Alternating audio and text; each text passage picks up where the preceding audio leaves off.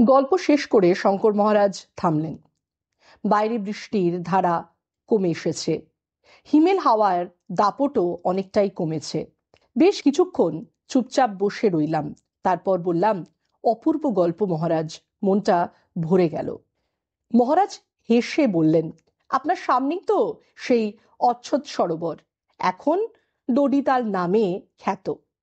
গল্প শুনে আপনি নিশ্চয়ই বুঝতে পারছেন যে যুগ যুগ ধরেই এই জায়গা কিন্নর কিন্নরী অপ্সরা গন্ধর্বদের বিচরণ ক্ষেত্র।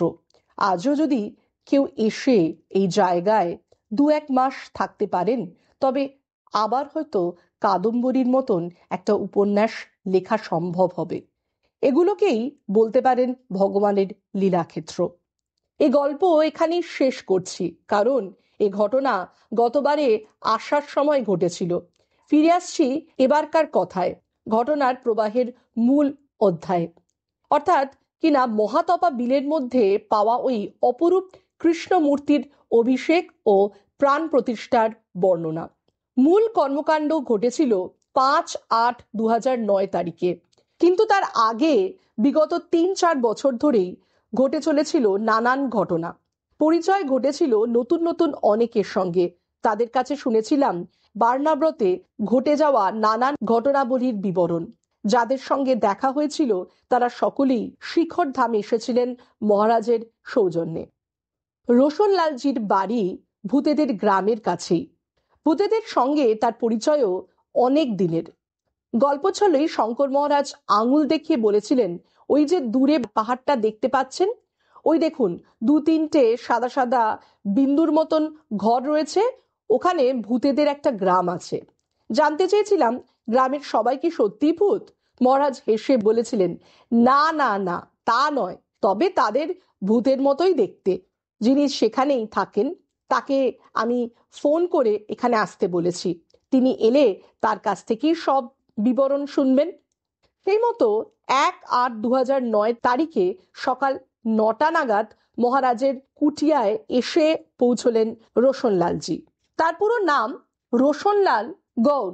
সাদা পাজামা পাঞ্জাবি পরা, পাতলা চেহারা, 50 থেকে 55 হবে বয়স।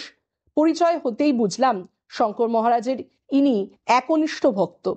যমুনোত্রীর পথে ব্রহ্মখালের কাছে জুনাগা গ্রামে এর বাড়ি। নিজের রেশনের দোকান আছে। এই গ্রামের কাছেই টিপরা গ্রাম, সেখানে কয়েকটি ভূতেদের পরিবার থাকে। মিশ কালো তাদের চেহারা, গোল গোল চোখ, মুখের বাইরের উপর থেকে নিচের দিকে লম্বা দাঁত বেরিয়ে আসছে। রাতের বেলায় এরা কোথায় বেরিয়ে যায় কেউ জানে না। দিনের বেলায় এরা ঢোল বাজায়। 2-1জন অবশ্য দর্জির কাজও করে। প্রায় 40 বছর আগে যখন রোশনলালজি অনেক ছোট, তখন এই ভূতেদের দেখেছিলেন তিনি।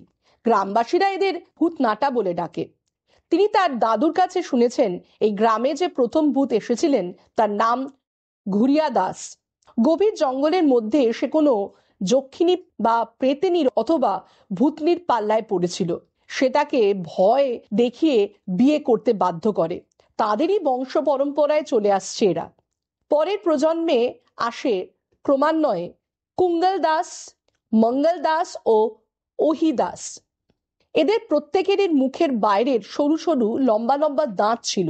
এদের দেবতা গুরিল নাকি বড় ভয়ঙ্কর দেবতা, খুবই রাগী।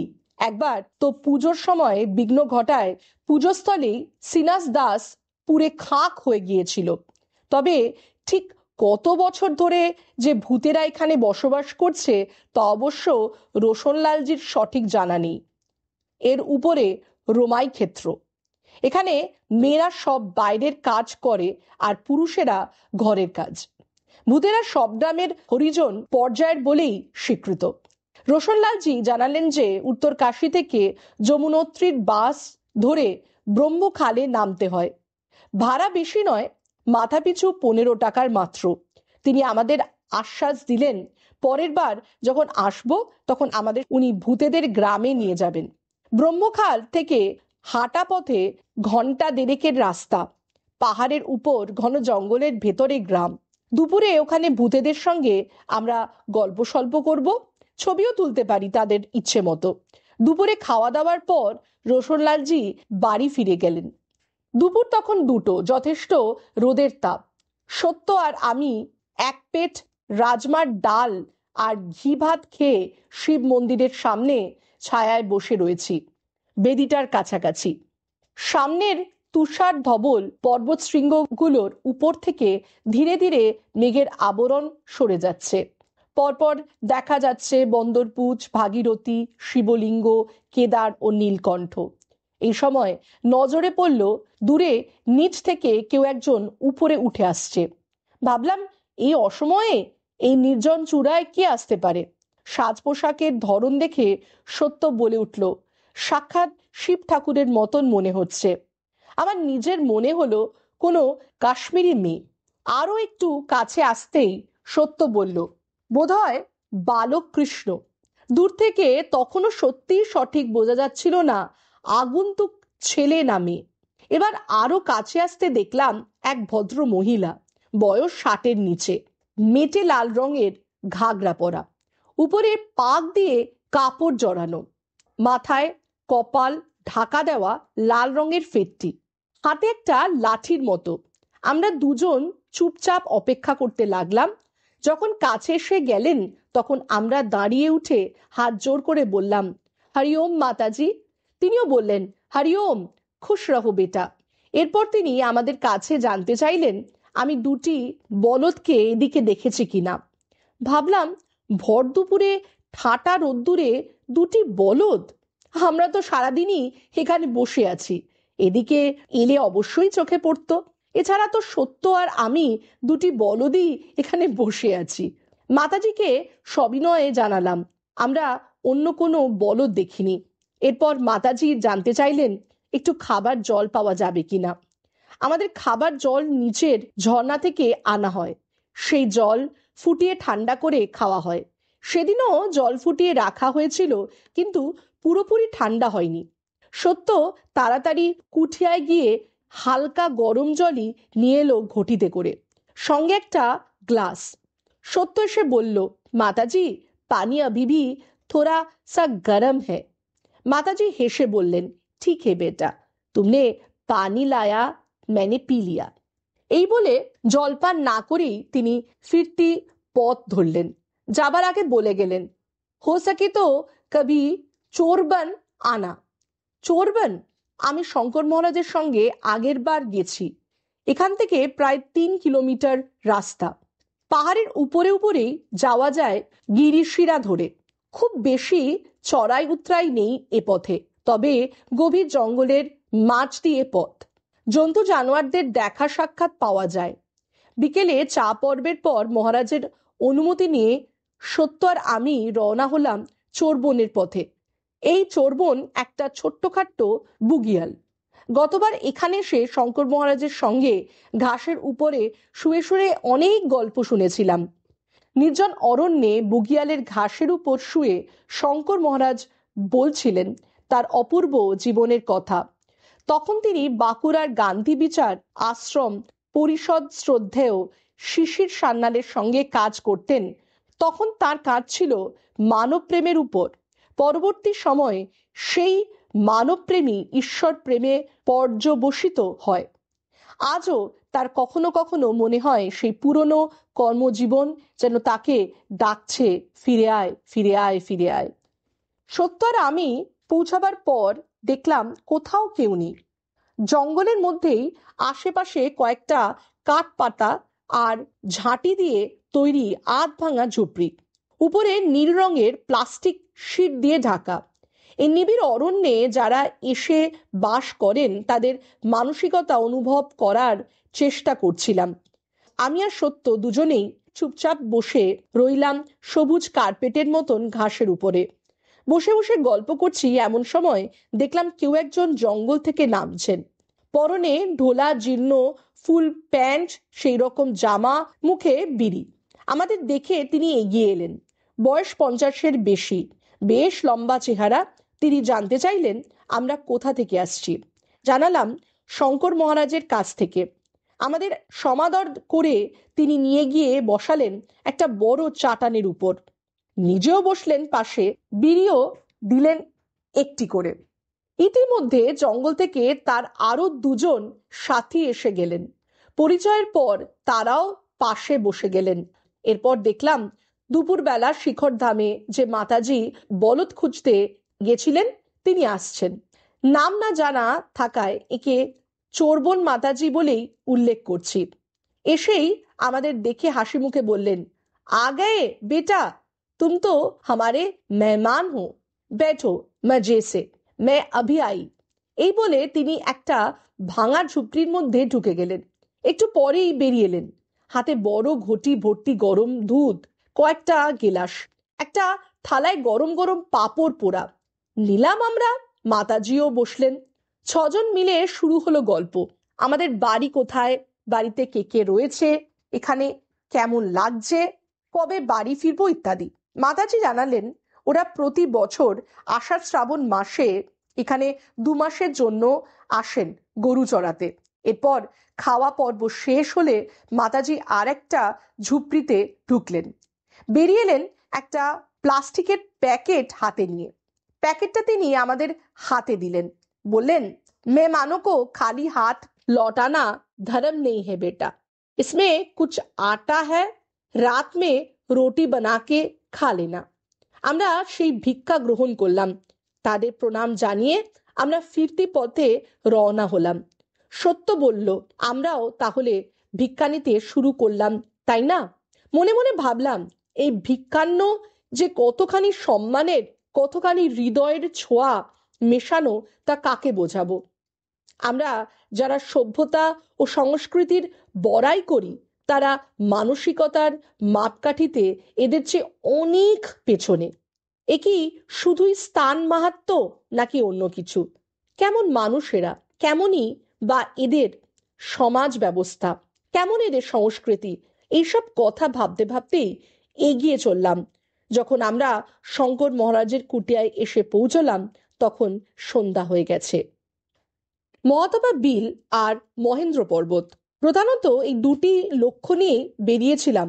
শঙ্কর মহারাজের কাছে জানতে চাইলাম মহেন্দ্র পর্বত অভিযান কবে হবে। মহারাজ বললেন, এটাই সম্ভবত ভারতের দুর্গমতম তীর্থক্ষেত্র। এখানে পরশুরামের প্রতিষ্ঠিত শিবলিঙ্গ রয়েছে। পরশুরামও নাকি আছেন। হেসে মহারাজ বললেন, এই বর্ষাকালে আপনারা মহেন্দ্র পর্বত উঠতে পারবেন না। পথ এখন জঙ্গলে পরিপূর্ণ ও অতি দুর্গম। বিপজ্জনক তো অবশ্যই, একথা অবশ্য আগেও শুনেছিলাম। তবে ভারতের অনেক তীর্থস্থানই তো দুর্গম। মহেন্দ্র পর্বত যে কতখানি দুর্গম তার কোনো সঠিক তথ্য ছিল না আমাদের কাছে।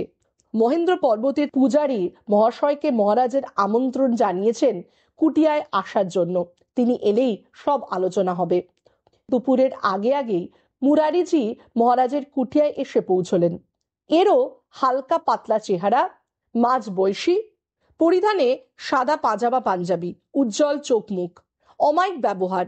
তিনি যে একজন আগাগোড়া পূজারী ব্রাহ্মণ এবং প্রকৃতই ঈশ্বর নিবেদিত প্রাণ সেটা তার প্রতিটি কথা আর ভাব ভঙ্গিতে বোঝা যাচ্ছিল। ইনি নর্মদেশ্বর মন্দিরের পূজারী এবং বছরে একবার মহেন্দ্র পর্বতের চূড়ায় শিব মন্দিরে পূজা করতে যান। সে মন্দিরে ইনি একমাত্র পূজারী। সেখানে যখন যান তখন গ্রামবাসীরা অনেকেই সঙ্গ নেন। সেই জন্য মহেন্দ্র পর্বতের রাস্তাঘাট ব্যবস্থা সবকিছুই এর নখদর্পণে। তার আগমনে উৎসাহিত হয়ে খাতা কলম আর সেই ঘন দুধের চায়ের গেলাস হাতে নিয়ে কুটিয়ায় বারান্দায় কম্বল পেতে তাকে নিয়ে বসলাম। সঙ্গে অবশ্যই শঙ্কর মহারাজ ও সত্য।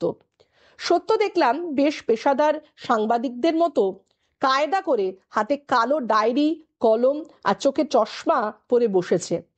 এবার আমাদের অনুরোধে মুরারিজি কেমন যেন বিভোর হয়ে মহেন্দ্র পর্বত বা মননভীতির উপাখ্যান শুরু করলেন। তিনি যা বললেন তা এইরকম। ছোটবেলা থেকেই গল্প শুনে আসছিলাম যে মহেন্দ্র পর্বত শিখরে নাকি এক মহাযোগীর বাস। এই রাস্তায় যমুনোত্রী যাবার পথে বেশ কয়েকবারই গ্রামের মানুষ দূর থেকে তার দর্শন লাভ করেছে। সকলের কাছে এক কথায় তিনি নিরাহারি বাবা নামেই পরিচিত। কারণ যেখানে তিনি থাকেন সেখানে কোনো খাবার পাওয়া সম্ভবই না। ইনি নিচেও কখনো নামেন না, এর সঠিক বয়সও কারোর জানা নেই। পরবর্তী সময়ে বড় হয়ে যখন পুজো অর্চনা শুরু করলাম, তখন থেকেই মনে একটা বাসনা ছিল সেখানে যাবার। এমন অনেক গল্পই প্রচলিত আছে যে অনেকেই উৎসাহ ভরে সেখানে গিয়ে আর ফিরে আসেনি। যারা ফেরেনি তাদের পরে আর কোনো খবরও পাওয়া যায়নি, তাই ইতস্তত করতাম। আরো পরে শঙ্কর মহারাজের এই কুটিয়ার বসেই পুরাণের পাতা ওল্টাতে গিয়ে মহেন্দ্র পর্বতের অনেক বিবরণ পাই ছবি সহ। প্রথমেই তার দাগ দিয়ে রাখা মৎস্য পুরাণের 2049 অধ্যায় 945 পৃষ্ঠায় দেখলাম সুন্দরভাবে লেখা রয়েছে। ব্রহ্মাজি বললেন, হে দেবগণ, আপনারা আমার কথা শুনুন এবং সেই অনুযায়ী কাজ করুন। এই কাজে আপনাদের দানবদের সঙ্গে মিত্রতা করে অমৃত প্রীতির উপায় বার করতে হবে। আপনারা ভগবান বিষ্ণুকে উদ্বোধিত করুন। বরুণের সহযোগী শেষনাগকে দড়ি হিসেবে এবং মহেন্দ্র পর্বতকে মন্থন দণ্ড হিসেবে ব্যবহার করে ক্ষীর সমুদ্রের মন্থন করুন। দেবতাদের অনুরোধে মহেন্দ্র পর্বত রাজি হলেন মন্থন দণ্ড হতে। তিনি জানতে চাইলেন যে কে তাকে ধারণ করবেন। তখন কুর্ম অবতার রাজি হলেন তাকে ধারণ করতে।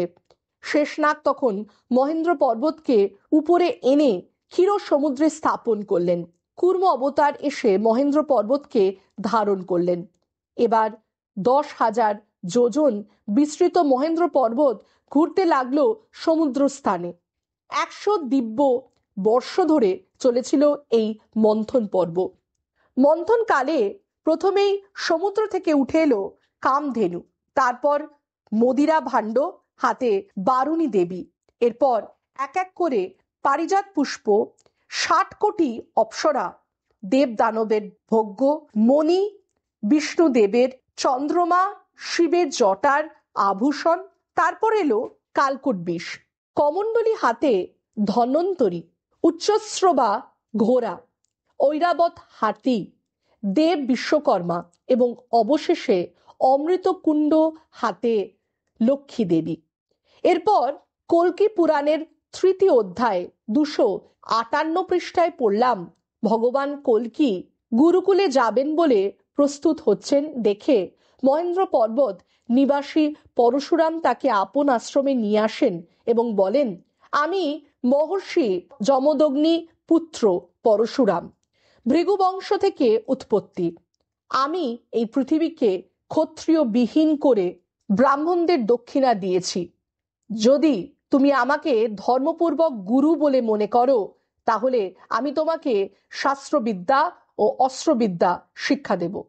তোমার জন্যই আমি এই মহেন্দ্র পর্বতে অপেক্ষা করে রয়েছি। এখানে তোমার শাস্ত্র জ্ঞান ও অস্ত্রবিদ্যা শেষ হবার পর স্বয়ং মহাদেব ও দেবী দুর্গা তোমাকে দর্শন দেবেন এবং শ্বেত অশ্ব ও তরবারি উপহার দেবেন।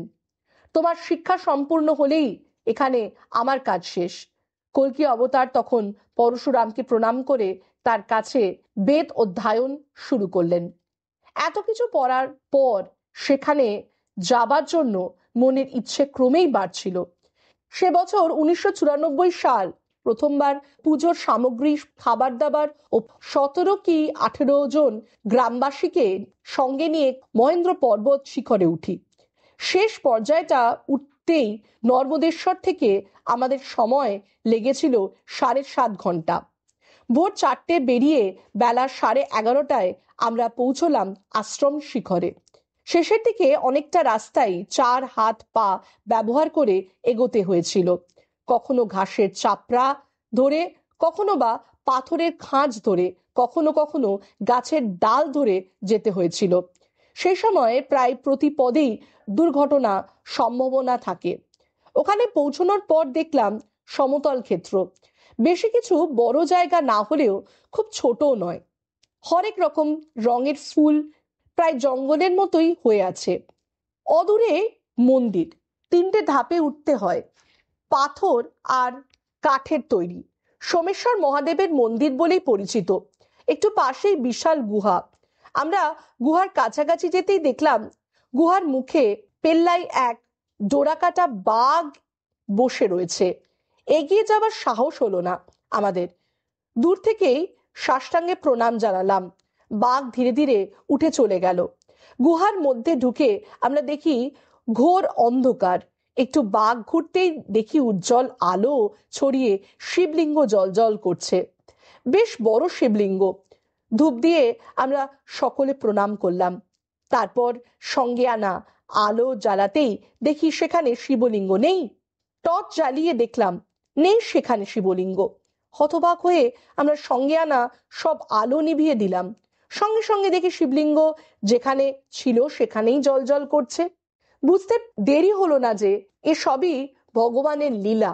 আভূমি প্রণাম জানিয়ে বাইরে এলাম। বাইরে এসে ওপর দিকে তাকিয়ে দেখি এক শ্বেত শুভ্র পোশাকের যোগী সাধক উঁচুতে দাঁড়িয়ে আছেন। সাদা জটা, সাদা দাড়ি, সাদা পোশাক, দীর্ঘ চেহারা। দূর থেকেই তাকে আমরা প্রণাম জানালাম। সে যোগী পুরুষ হাত নেড়ে ইশারায় আমাদের চলে যেতে বললেন। আমরা দেরি না করে সদল বলে গ্রামে ফিরে এলাম। ফিরে এসে সব গ্রামবাসীদের নিয়ে একটা সভা হলো। স্থির হলো আমরা গ্রাম থেকে সংগ্রহ করে চাল, ডাল, আটা, চিনি ইত্যাদি সবাই মিলে ওপরে নিয়ে গিয়ে ওই মহাযোগীর জন্য রেখে আসবো আর পুজো দিয়ে আসবো। কিছুদিন প্রস্তুতির পর আমরা বেশ বড় দল নিয়ে উঠলাম গিয়ে সেই মহেন্দ্র পর্বত শিখরে। সেখানে মন্দিরের কাছাকাছি কাউকে দেখতে পেলাম না। তাহলে কি করা যায় এই নিয়ে আমরা সবাই বসে আলোচনা করছি। এমন সময় ওখান থেকে ভেসে এলো গম্ভীর গলায় আওয়াজ। সেই মহাযোগী দাঁড়িয়ে রয়েছে। তিনি বললেন, আমরা যেন সব খাবার দাবার সঙ্গে নিয়ে ফিরে যাই। এখানে ওসব কিছুর প্রয়োজন নেই। তবে আমাদের ভক্তিতে তিনি সন্তুষ্ট। তাই প্রতি বছর একবার বৈশাখী পূর্ণিমার দিন এখানে এসে পুজো দিয়ে যাবার জন্য আমাদের অনুমতি দিয়েছেন। গুহার মধ্যে প্রসাদ রাখা আছে। আমরা যেন সবাই প্রসাদ নিয়ে যাই। গুহার ভেতরে গিয়ে দেখলাম একটি বড় থালায় গোটা 30 লেবু আর কলা সাজানো রয়েছে। আমরা মোট 28 জন ছিলাম। আমার চোখ দিয়ে আনন্দ জল গড়িয়ে পড়ল। আমি শিব বন্দনা শুরু করলাম। তারপর ধীরে ধীরে আমরা নিচে নেমে এলাম। সেই থেকে অদ্যাবধি প্রতি বছর নির্দিষ্ট দিনে মহেন্দ্র পর্বতে উঠে পুজো করে আসি। গ্রামের মানুষেরাও সঙ্গে যায়। সেই যোগী পুরুষকে প্রতিবারই দেখেছি পাথরের সাদা মূর্তির মতন ওপরে দাঁড়িয়ে থাকতে। তিনি আমাদের সঙ্গে কথা বলার কোনো আগ্রহী প্রকাশ করেননি। আমরাও তার কাছে এগিয়ে যেতে সাহস পাইনি। কে তিনি, কোন রূপে এখানে এসে অবস্থান করছেন কিছুই জানি না। কিন্তু সদাই যেন একটা গা ছমছমে বাতাবরণ ঘিরে রাখছে। তবুও প্রতি বছরই ছুটে যাই কি জানি কি এক অজানা আকর্ষণে। মুরারিজি জানালেন, সাংরিলি গ্রাম থেকে প্রায় 5 কিলোমিটার হাঁটা পথ শালট গ্রাম। এখান থেকে হার্লি ইন্টার কলেজ পর্যন্ত 5 কিলোমিটার রাস্তায় ভাড়া গাড়ি পাওয়া যায়। গাড়ি থেকে নেমে প্রায় 10 কিলোমিটার হাঁটা পথে উপরিকোট। আরও 4.5 কিলোমিটার হাঁটলে নর্মদেশ্বর মন্দির। মহেন্দ্র পর্বতে যেতে হলে এখানেই রাত কাটাতে পারলে ভালো। এখান থেকে অসম্ভব দুর্গম আর চড়াইয়ের পথে 18 কিলোমিটার রাস্তা। এই বর্ষাকালে ঘোর জঙ্গল আর এত জোঁক যে পথ চলা বলতে গেলে অসম্ভব। মে মাস হলো তার উপযুক্ত সময়। সেই সময় যদি আমরা আসি তাহলে তিনি নিজেই আমাদের সঙ্গে করে নিয়ে যাবেন। তবে আমাদের পক্ষে সেদিন গিয়ে সেদিনই ফেরা সম্ভব হবে না। মন্দিরেই কোনো মতে রাত কাটাতে হবে। বিকেলের দিকে চা পানের পর মুরারিজি শঙ্কর মহারাজের কাছ থেকে বিদায় নিলেন। সত্য আর আমি দুজনে বসে বসে কল্পনার চোখেই মহেন্দ্র পর্বতের চূড়ায় উঠতে থাকলাম।